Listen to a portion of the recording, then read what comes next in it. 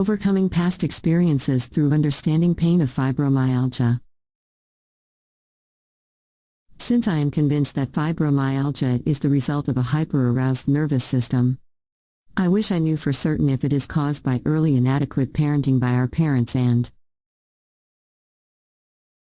or difficult childhood experiences in highly sensitive persons, or if we are born with highly sensitive nervous systems. I have my hunches, built upon numerous interviews and talks with many people, mostly women, over many years. In particular, my view is built upon my own experiences. Therefore, I will go out on a limb and suggest that we are not born with an easily aroused nervous system, but rather it slowly develops over many years as a result of our early socialization. Yet, even saying such a thing brings up the issue of children with fibromyalgia. Maybe, just maybe, they were born with a predisposition to this condition. What a dilemma. More questions than answers once again. Maybe it can be both nature and nurture. Parent blaming has become something of a modern-day occupation. That is certainly not my intent. Who among us had perfect parents, or are we perfect parents? What did our parents know about parenting? Like most of us, they passed on the values and beliefs they had acquired from their own parents. Generally, those of my parents' generation, they are currently 90+ years old, believed in a patriarchal, strict household without much awareness of the psychosocial needs of their children.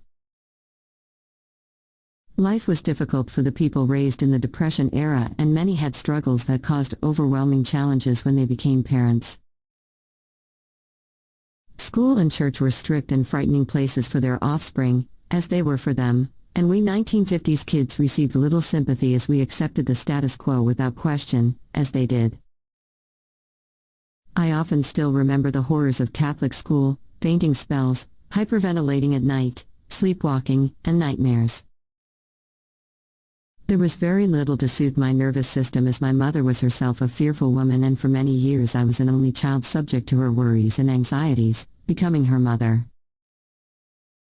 My father has what is termed a borderline personality disorder and is subject to numerous rages, but I was never physically or sexually abused by anyone as a child.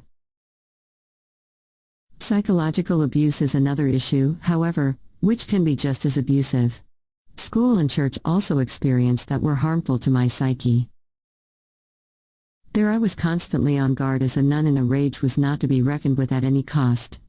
I would never have dreamed of rebelling. Instead, I became super vigilant. My parents would not have understood why I was having these fainting spells, nor would have many of that era. I can't blame them.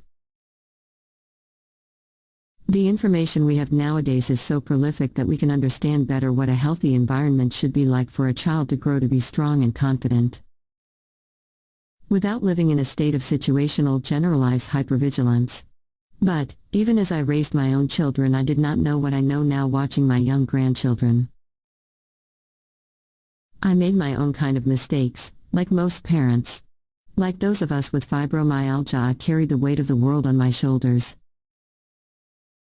I had an intense belief in an obligation to my family of origin as well as to my own children, with a sense of duty that was unrealistic. I was always second-guessing someone's needs and would self-reproach myself for the smallest negligence of what I considered my duty. Many women and men are like that. Many children develop this hypervigilance early in life. The cost of such high expectations of self is an over-aroused nervous system that is never in a state of rest. So what is to be done to help tame this self-imposed, overly empathetic, sad, and tender heart of people with fibromyalgia? Undoing a personality that developed early in life is not an easy task.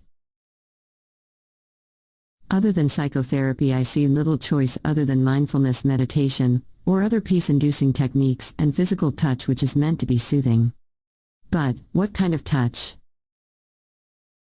I have recently been reading various approaches to manual therapies written almost exclusively by physical/physiotherapists and MFR practitioners. To be honest, I understand very little except to realize that the language of these professionals is not easy to decipher. There appears to be a great ongoing debate about the limited value of myofascial release, which does not allow the client to avoid dependence upon the therapy.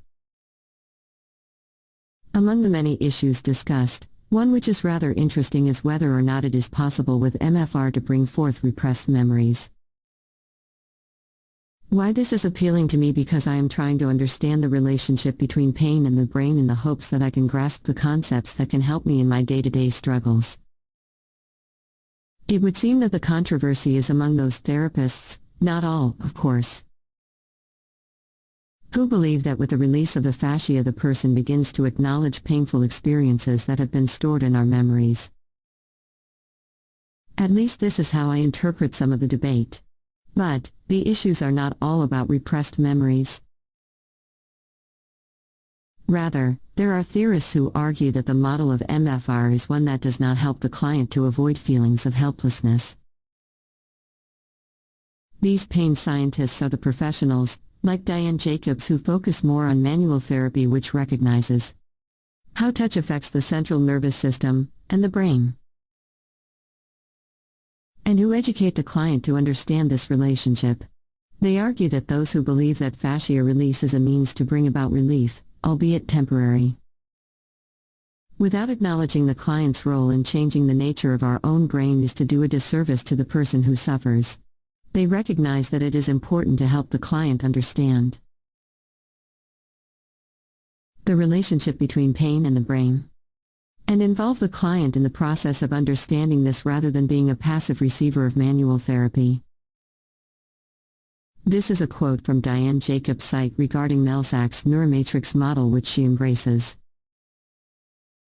This model allows for you, the patient, to see yourself in the center of your own experience, not only part of the big picture but the one who will help your own brain turn itself around. I realize that this is a very brief and simplistic overview arguments regarding pain, but my point is, can MFR, or craniosacral work, actually help my brain to heal from the past trauma of childhood?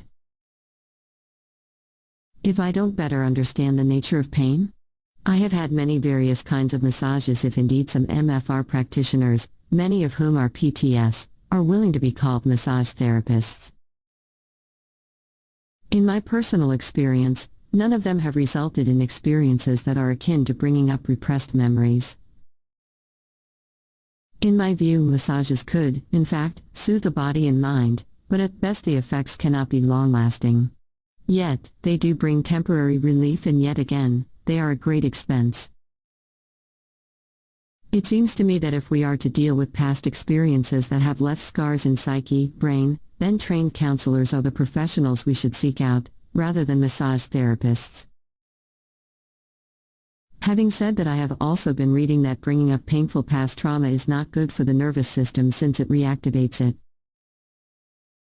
Instead, we are encouraged to remap the brain and not dwell on the wounds of the past. For a very comprehensive understanding of the mind/brain that is much easier to understand than most of what is written by those whose research is focused on consciousness. I have had MFR, Rolfing, neuromuscular, and soothing types of massages such as reflexology and Jinshin. None of them have left me wanting to explore past psychological pain, although most have released tight muscle knots. Some of the types have been physically painful, and others have been soothing, but none of the therapists have tried counseling at the same time as treatment, and for that I am grateful. After many years of talk therapy, I have begun to realize that the stories I tell myself need to be changed. Furthermore, the ways in which I absorb the pain of others need to be addressed. It is the gentle work of such PTS as Diane Jacobs, and my own physiotherapist, Nick Matheson, which seems to me to be the most promising, that is, that which directly addresses manual therapy of skin in an effort to gently and slowly send positive messages to the brain while simultaneously educating the client to understand the nature of pain. And equally as important, the issue of physical movement. We can't undo the life traumas that have affected our nervous system, brain/mind/consciousness. But we can try to understand how we are not completely helpless and doomed to a life of turmoil without a sense of hope. We do not have to care about other people's happiness to the exclusion of our own healthy mindset. We are not personally responsible for everybody else's happiness or pain. Being in that headspace absolves others from caring for themselves. It is foolhardy to believe we can solve other people's problems. This is our daily challenge, particularly since living with pain is a constant in our lives. Kindly subscribe to my YouTube channel.